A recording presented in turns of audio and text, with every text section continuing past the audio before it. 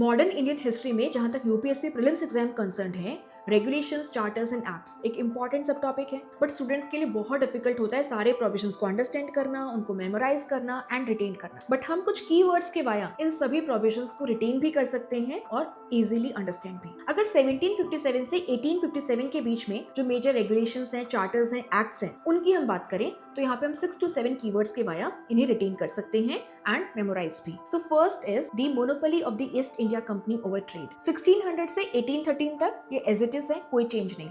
1813 में कंपनी की मोनोपोली को रेस्ट्रिक्ट किया गया एंड 1833 में कंप्लीटली एबॉलिश।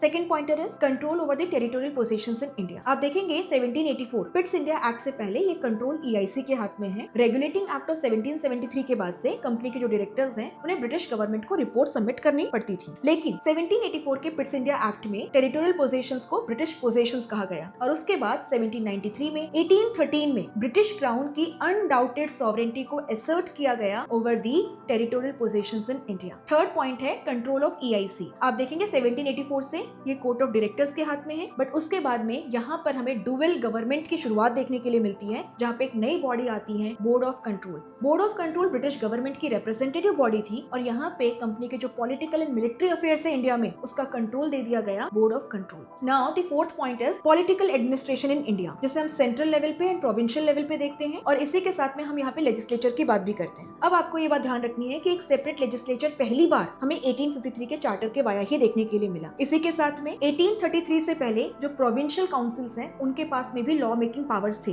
लेकिन 1833 में उनके लॉ मेकिंग पावर्स को ले लिया गया और अब केवल जो गवर्नर जनरल ऑफ बंगाल हैं उनकी और उनकी काउंसिल के पास ही लॉ मेकिंग पावर्स थे। इसके अलावा अगर हम फिफ्थ पॉइंटर की यहाँ पे बात करें तो revenue administration and judicial administration and then the miscellaneous provisions. For example 1813 के चार्टर में पहली बार ईस्ट इंडिया कंपनी की जो रिस्पॉन्सिबिलिटी है with respect to education in India उसको अंडरस्कोर किया गया एंड इसी के साथ में 1813 के चार्टर में क्रिश्चियन मिशनरीज को इंडिया में एंट्री फ्रीली अवेलेबल करवा दी गई और वे यहाँ पे कन्वर्शन एक्टिविटीज को भी कैरी आउट कर सकते थे। तो इसी तरीके से हर एक चार्टर, रेगुलेशन या एक्ट में कुछ आपको स्पेशल फीचर्स देखने के लिए मिलेंगे जिन्हें आप एड ऑन कर सकते हैं। यानी कि हमने 7 to 8 कीवर्ड्स में 1757 से 1857 के बीच में जो कॉन्स्टिट्यूशनल डेवलपमेंट्स हैं उनको यहाँ पे मेमोराइज भी कर लिया और रिटेन भी। ऐसे ही इंपॉर्टेंट पॉइंटर्स के लिए सब्सक्राइब टू स्लीपी क्लास।